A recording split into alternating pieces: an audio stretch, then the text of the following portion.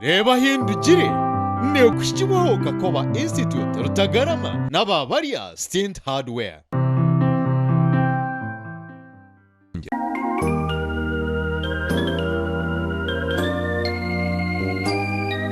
Nubuhoro mugenzi wanje uri ha program Reebahindugire washyireho uri ha TV West nakushimira munonga kandi nyenda hadakikeji kukwakira aha program aha shweka cha kabiri esabite yahwire nkakuretera umugenyi witu wabire na yetwa erirwa koma kandi akaba akatastore nunji mbweni zobere twagarakaha aha shweka cha kabiri reka mwakira aha program rero tubase kwenjera jo misho.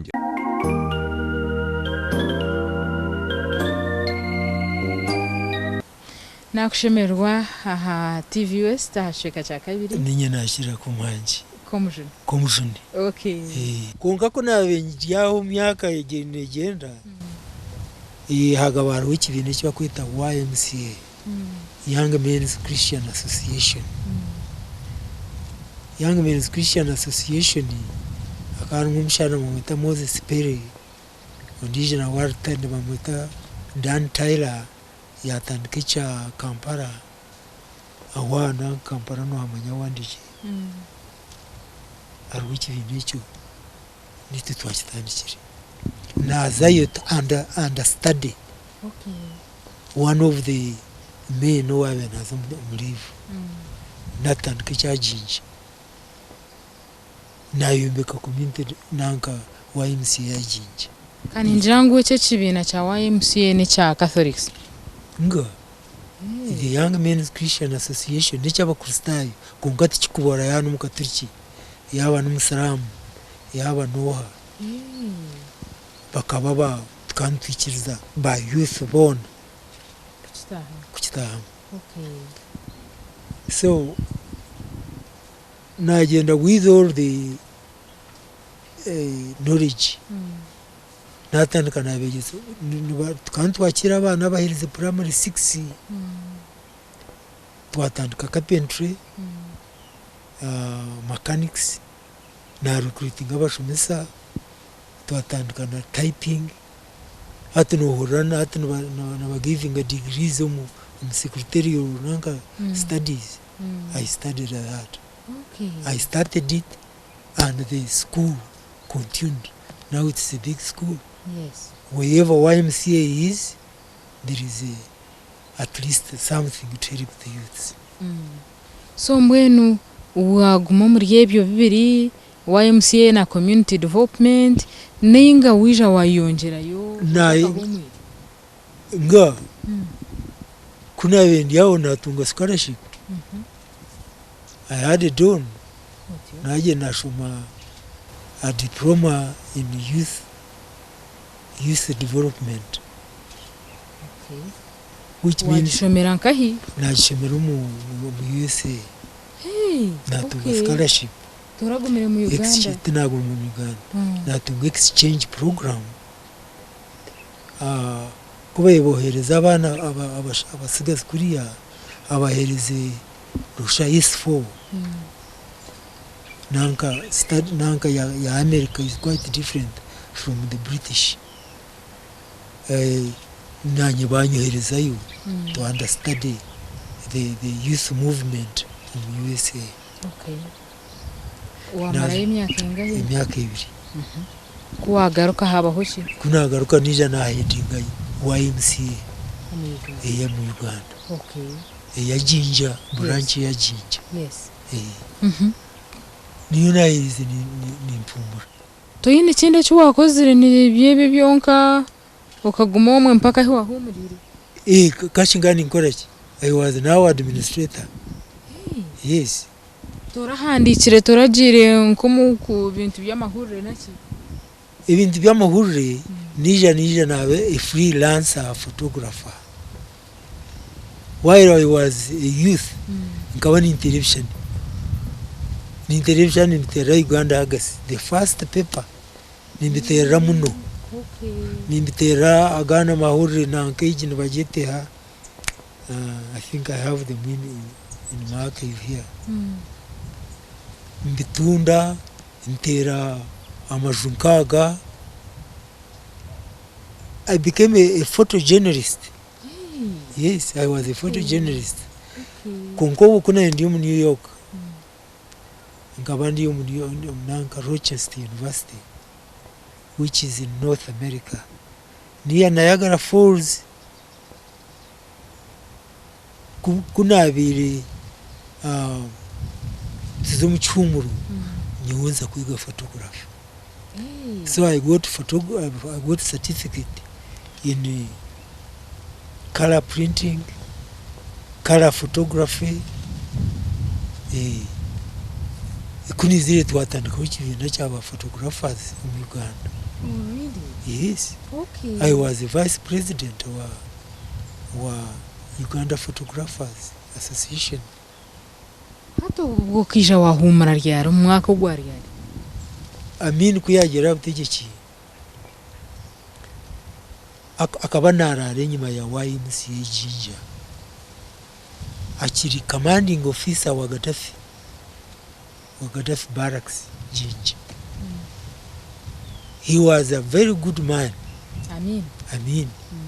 Akaba yitorora atija azamu rwuto kuja kutaho mu YMCA. Natera umwesho nazana table tennis. Nayigisa abana bikonde. Mbwemu nashaba board of directors. Ntungira instructor who can teach these youths. Can't we make a small gate kanarara hanyuma twamuchwera wakahanda akaraga narabaho yaguma narabaho biyaba mwana wanje ubote nkamuterebisha n'ubote wano. Yes. Kuba uko yikirizibwa kuzamu kutera nka president. Oh yes. Natunga kamera single lens reflex. Yes. Yes. Izine lenses izimwe zira. Izimwe nkazituna. Ya zimwe naza mutabana wanje. Yes. Wa television byobote. Na television byobote. Amin kuyagireho nuwe yabere nyine yabe unshinga rwo yarabaho nawe akingira kuriya umukashishe ndwigura akibana ndakuja kuzana nkibaninza kurwamo na heading that YMCA for good almost 5 years. Kuyabere president. Wagumzamo mu television nawe yanyita ati a good man come tatana kum television naba one of his photographers to take pictures for his family. Hey. Yes. Ukataha n'umunda munonga kuga. What are you talking about? Kutera na television bya family. Yes. Okay. Yes. Konka fortunately or unfortunately. Yes. Kunembitera ba intelligence officers abo kwanga ngwebi ibishani mwe bitalikinga negative ziba ndakureba mwana wawe ati niza kuzishana bye nari niza ku publishing aheru nagira ntumwe nayikangu nazibahereza konka hijabaho problemu nosha wabera commanding officer wa Mbarara agira ikizibu na leadership abantu nureba 19 ubu Museveni ba attacking Mbarara. The first guerrilla group ba attacking Mbarara abo kukira ubwingi bakarara nkai umaka gabantu. I think these fellows ngabananuka kabaraza n'abandi bona kakatundu n'aba bari mu administration kamkuzi abo bona noshuta kabamba kabarara umbantu abo amira ga intelligence ya mani. Okay. Yachimanyi. Yes. yija yita mugenzi bari yamujura who was my I would call him my brother narga mtoma yita bananuka yita katundu yita bona buyisira umuntu mbarara natekateka ngo nanyaye would be the next victim kunga kata kuchimaye ngo nyiro buzare nabo yokera rishira kunka nayira rishira nanya ntumwishi nyumuhore yita abantu babanje abana ba mayanko bananuka akita abana bana no bashata kunkaye hakiraho umwishyomwe nyambwe ntati no shuti nwe tindi kumanya hari Museveni akamuhereza ubwa shuti bwa district administrator yaba no muri ntebo kumanya so zakora mini ari umushobane beta Muhammad Amin ari umutezi w'ibishami akagabagwira umunyonyi akana biteza umukono ngumu kuyizera mu Uganda yashanga ni television mwenu kubandonda uwatire nkatirikishani a Crested na Apollo Hotel Amin na swimming uga Amina gabwa na swimming umuterekishani kandi ajirusha revin gani mbiterero umukira club umurginje he was a friend kani umuntu yakwiriza resistant na muri resistant izi yampiri nkombekenji yanje kabira Amini yes ugo natari umwana wawe mwishinka hata bakora mu government ni jana abura kuba umwana wa president